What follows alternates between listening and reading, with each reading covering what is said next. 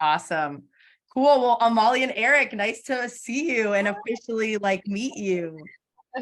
I know, face to face. Yeah, it's been fantastic to talk, but I'm glad to get to see you on video and for you to meet Eric as well. Eric, Oh, Shauna. nice to meet you, Eric.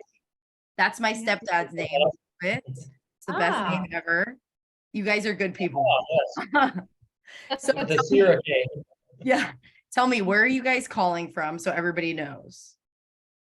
we are in Denia, Spain. It's about an hour's drive south of Valencia, right on the Mediterranean. We can see the sea from our terrace out here, and yeah, it's directly south of Madrid, which a lot of people know of course. So yeah, we've been here in Denia about 7 years, 8 years in Spain.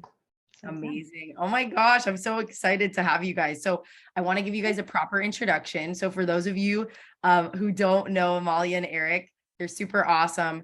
Amalia is a storyteller and a certified travel consultant. And our kind of like topic of the chat today is like experience Europe and live in Spain. So anybody want to like actually live in Europe, just so Amalia knows, so we can kind of just get a sense of like who wants to go to Europe, who wants to actually go to Spain. I wish I would have scheduled you guys interviews to go back to back, but Seppi also lives in Spain. She's in Malaga and she's super awesome. So I hope you can connect with her offline. Absolutely. Nice. Absolutely. So basically, Amalia has firsthand knowledge of what it's like to move to Spain from the US and work remotely. And basically, we want to talk about like why Spain is great for this and how this is a new avenue for people and what are and she also provides like resources for planning this move throughout Spain and Europe. So she's kind of like your go-to for if you're going to scope it out. Like, do you want to go do a little tester? She can really organize everything for you and then also has people on the ground. So welcome. I love to have you guys. And can you kind of give me more of an intro too as to like a background, like your story and like what you're helping people do right now? Yeah, absolutely. Well, and thank you so much everybody for being on here and spending this time on your Sunday with us, Shauna, for hosting this great event. And I will make sure to leave my email address in the chat soon as well before the end of this. Thank you so much for asking for that. And well, I mean, to sum it up, Eric and I are both from the US. I came from a diverse family, so I was born and raised there, but my mother's originally from the Dominican Republic. So I grew up being aware of other cultures and traveling. And through my grandfather, who was from Spain, I do have dual nationality. So that did help make it very possible. Thank you so much, Shauna. Shauna put my email address in the chat. So please, I'd love to be in touch with people and we'll love to hear from you. So yeah, I was able to get dual nationality. I still have my American nationality. It is possible to keep both citizenships. People wonder about that, but you can have both. And Eric was born and raised. If you want to share, Eric, about where you're from. Well, I basically was born and raised in Colorado and didn't really live anywhere else. So after the age of 50, I decided, well, I had a contract actually to come over here to Spain at the time and sold a bunch of things and decided to make the leap of faith or make the jump. Mm-hmm. And it was probably about a year and a half worth of transition to get everything set up. But at that time, I was getting to know Amalia, and we basically decided to do it. And I wanted to be close to the water because I love sailing, being on the Mediterranean, sailed around in my past, and just wanted to be close to the water. So we decided to go to Valencia. That's so interesting. A Colorado man that likes to sail. Yeah.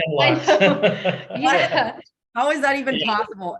And we have Lynn in the chat. She's from Colorado. Hey, I saw that. Hey, Coloradian. We've had quite a few people from Colorado move to the same town that we're in, to Denia, actually. We came here from Lohi in Denver, Lower Highlands, if anyone knows of that area of Denver. But yeah, that's where we were last at before we moved to Spain. So how did you guys, so when was the last time you made the move? Like, when did you make the move actually? Did you make the move together or was it separate? No, we're together. Yes, we had been together for almost 2 years. Right from the start, I said to Eric, because I had just been traveling by myself for a year, spent majority of time in Spain. And when I got back, got distracted by this guy and told him right away, I was like, you need to know, I want to move to Spain. And he was like, oh, well, I might have a project in Madrid, which turned out to be true. But that actually didn't go through. But what I love is that we knew we were supposed to be together because we both were just on the same page about that, and so open. And we had never been to Valencia before, and we started there. We moved to the city, and what I love was just being open to picking a place that was new for the two of us as a couple, that we had not been to individually or with others, and to start off there new. And we really loved it, but we simply found that we wanted somewhere that was a little bit more in between, like not too small of a town and not as big of a city. So that's how Denia came into play. It checked off all the boxes, and we've been super happy here ever since. And it's our home base, we call it. From here, we love how convenient it is to travel around Europe and to be able to see a lot of Spain, because Spain in and of itself is like a treasure chest. I mean, It's there's so so diverse. much, to see. Wow, I love that. And then tell us about Move To Traveling, the business now where you're helping people travel to Spain, check it out, and then eventually move there. What is that? Tell us how that works. Well, we provide a lot of great content and resources in the form of storytelling and videos also, so blog writing. So I love that, when we've traveled places, we love traveling, and when we love something, we love to share about it, especially things like that local hole in the wall place, or the mom and pop place, or the oldest restaurant in Madrid, or things like that. And so it's where people can go and they can find out about that. And it turns out that since we love where we live so much, we write about Denia quite a bit.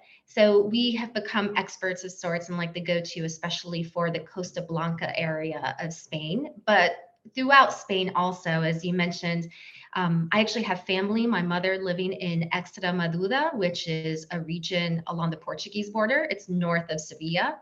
A lot of people don't know of it. For example, it's a great area with very inexpensive properties, very rural. So if you're into nature, and it's a fantastic, less frequented part of Spain to visit. So being able to have family around the country, it helps give us good relationships and connections to help people who are interested in visiting or even living in other parts of Spain. And my brothers live in the north of Spain, in Asturias, in Oviedo, which is another beautiful area. And I've had some clients ask about living there and who'd like to visit there. Can you guys guess what I'm doing here? Pouring the sidra. The cider. You know about sidra, do you guys know? Yeah, do you guys know that Asturias, which is the north of Spain, has the best cider in the world? And when you go into the bars, they hold up the cider and pour it down into the cup, and it makes the floor. I mean, cider everywhere on the floor, but it's aerating it. It's the best experience. Has anybody experienced that in Spain? Yeah. Chime in if you've experienced that. Yeah, sidra is great. Some of it makes it into the cup, and it's not cider like in the US. It's not sweet. It's actually even pretty good for your gut. You don't want to overdo it because it is alcohol, but the sidra, it's that more natural taste, the fermented taste. And it's good for your gut. So I like to use that as an excuse to enjoy it. I'm just so happy that you guys made the move, because Spain is literally, there's such a warm place in my heart. I've also lived for total of 6 years in Spain. I'm in LA right now just for a family emergency, but Bilbao, I mean, the north, then you have Barcelona, and then you have Madrid, and then you have where you guys are living, Denia. It's just so diverse. And I think it's just so welcoming, and people are so nice, and it's such a beautiful and chill lifestyle. What are the main reasons why people choose Spain, especially your clients that you help? I think it's just what you mentioned. It's completely different lifestyle, or the pace at which you live is, you take a moment to really appreciate what's happening around you. I mean, the food and drink, just the cultural aspects of living here is incredible. Yeah, I think it was really neat to catch what Daniel before was saying from Belize about the people, and it's definitely about that here too. And like you were saying, Shauna, you know firsthand too, the people are really welcoming. I mean, absolutely. like even earlier today, we were talking with some people visiting this area from Los Angeles also, and you know, they were asking, well, do the locals get irritated about a lot of tourism or the tourism growing in your own town and things becoming more discovered by foreigners?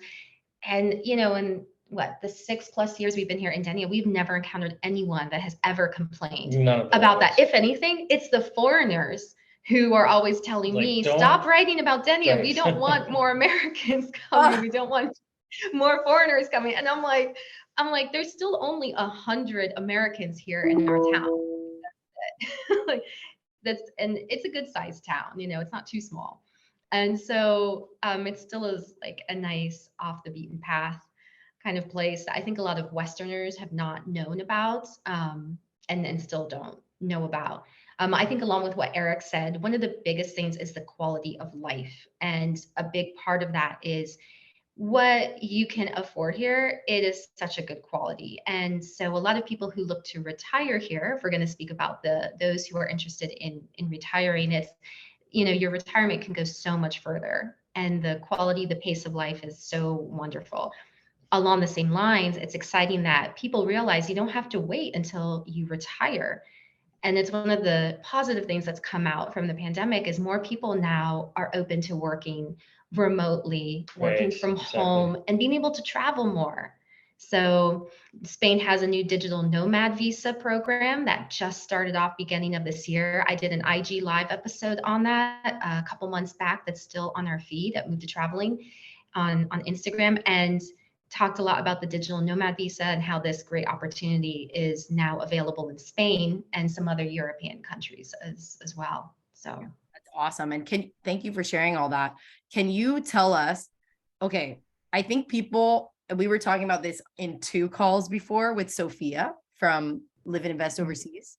And there's a big misconception in like, oh, the costs are so high to move to another country. Can you kind of touch on that for a lot of people that are looking to move to Europe? And I know somebody in the chat said, you know, Greece is also sounding like similar vibe of Spain. And I know a lot of other countries are, I mean, it's very similar that the cost of living is very low. What are these costs kind of look like? And what does the process look like for somebody that wants to make the move like you guys did?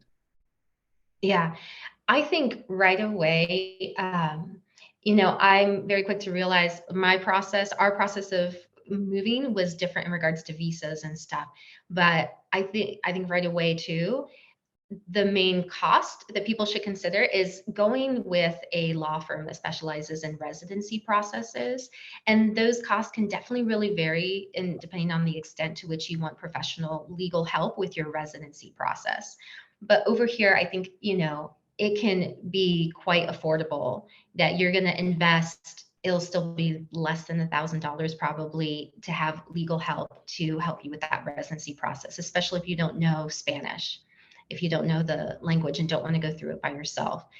In regards to cost of living, I think still even now, Eric, would you agree that around, I mean, there's the conversion, you know, the currency conversion between US dollar to euro, but I would say for around like $3,000, $3,500 per month, you can live really well in a lot of places in Spain. It will depend on what city you're in, you know, what area, but you can really, you know, in regards to any exact numbers, those are some ideas of ranges of what it can look like.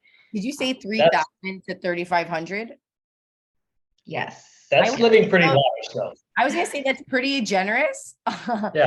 I mean, even in Barcelona, the average amount that people make as a Spanish person is anywhere from 1,200 to 1,800 euro. Right.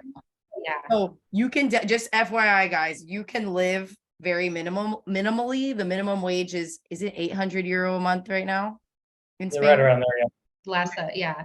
So you can live minimally, but it just depends on, I would say, like, I would definitely agree that with 3,500, I mean, you would be living like an absolute queen. Yeah. And that's dollars. That's pretty So literal. in euros, like $3,500 could be around 3,000 or just below 3,000 euros because of the exchange rate right now in the currency. But in some areas, we have seen prices go up even in the area that we live in, but still compared to where we came from in Denver, it's going to be all relative. Like, you know, do you come from LA? Do you come from New York? Or, you know, these areas. Right.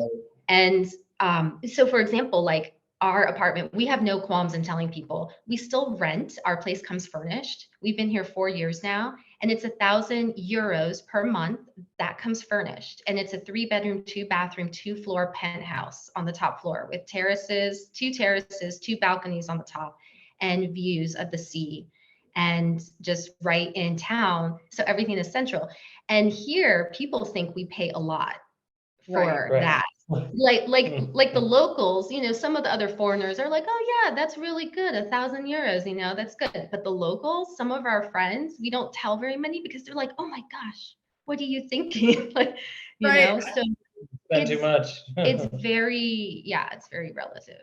I love that. Thank you so much for sharing. And if anybody else has like any questions, feel free to put them in the chat. We're going to open it up in a second to some live Q&A, so you can raise your hand. Now, Cheryl's asking, is it 3,500 for more than one person, or is that like you would say a person should make 3,500? I would say for a couple, but that's also without kids. Like, we don't have kids here. But I mean, we have a lot of friends that have children here too. And oh, you're saying combined 3,500 for you and your partner? Okay, so that's what I was. Okay, I thought you were saying individually that would be. Oh no, not individually. Sorry about that. Yeah, just based on. Amazing. So it's more like 17. What is that? My math is really bad. It's 20. What is that? A little bit under $2,000 each. There's some individuals that live here for less than like 1,200 a month, and that's living a pretty good life. And, yeah, it just depends, you know. And very cool. So what's your, what are the biggest struggles you're seeing with people when they're making their move abroad? I would say the timing of things, getting used to how long things can take here. And actually the system has gotten better, especially since we got here. Yeah. A lot more things are online and actually work online. Whereas when we first came, even just 8 years ago, you couldn't trust the Spanish websites, especially on the government side, to work properly. Yeah, but it's improved a lot. It's really gotten better.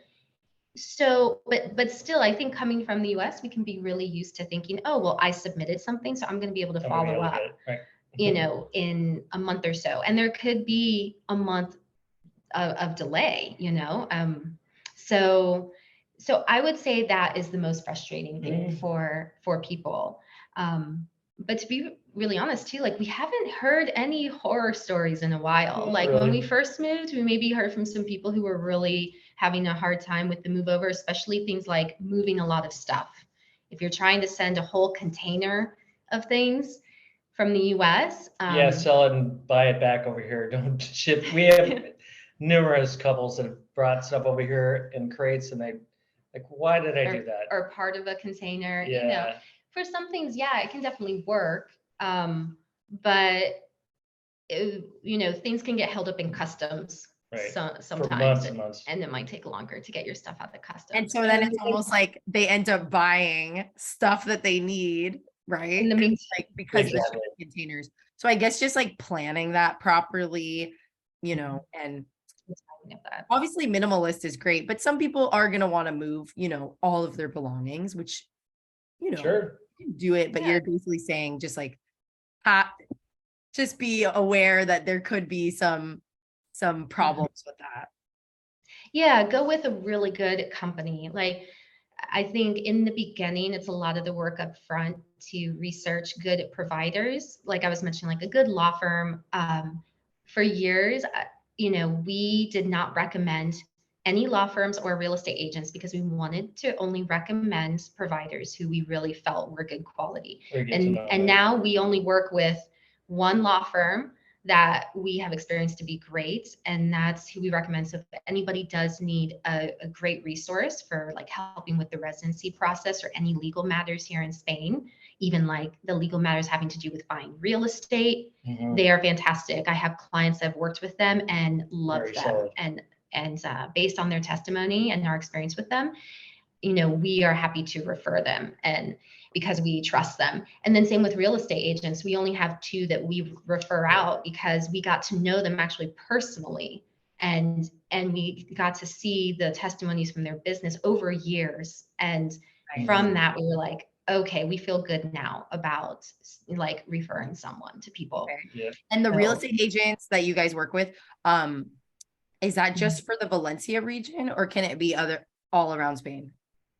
These 2 are just for the Valencia region. And there's one particular to Valencia City who's really strong there that I recommend for Valencia City. And then one for like Denia and Javia down towards Alicante, this more of the like Marina Alta area is what we call it, and Alicante area.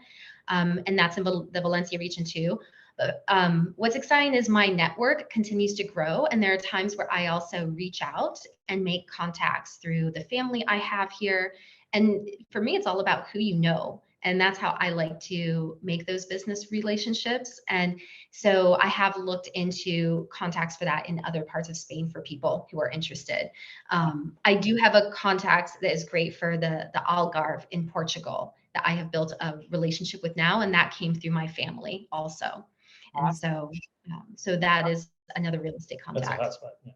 Yeah. Such a great resource. I love it. This is awesome. So I've put your email in the chat for those of you that want to reach out personally. And then I've also put her free gift, which, you know, I'm sure you're really busy, especially with the time change. She's doing a 30-minute free consult. So I'm going to put the instructions to how to do that again. So thank you so much for donating your time to do that for everybody that's on this summit right now. And then we have some questions, Amalia. People are asking, how far is Denia from an international airport? Is it Valencia is the closest one, right? Yeah, and I saw that someone might have posted 3 hours from Valencia. That's not quite accurate. It's only about an hour and 15-minute drive from Denia to the Valencia airport from here. And then in the other direction, you have Alicante, which is very similar. Yeah, like an hour and 15 also. I mean, it's almost practically the same Very distance similar. in either direction. Valencia, I would say, is the more popular international airport for coming from other parts outside of Spain. But from either airport, you can get a lot of great domestic flights throughout Europe, especially to areas like the UK and to other parts of Spain. So for traveling, that's really fantastic. Yeah, cars right directly from the airport too.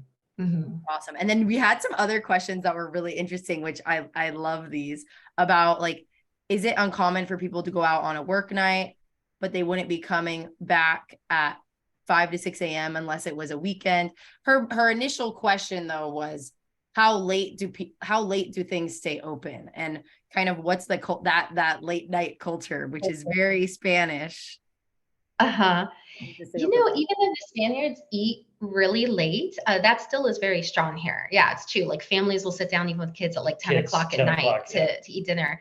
But even then, they have dinner, they finish up, and maybe places close at the latest around 1:30 at the latest. Like the other night, we were at a local place here that's fantastic, and we just went for a drink after a jazz concert, and we closed the place down. But it was only like 1:30, and even then, they were like, "Okay, we'll let you in for a last drink, but we want to close soon."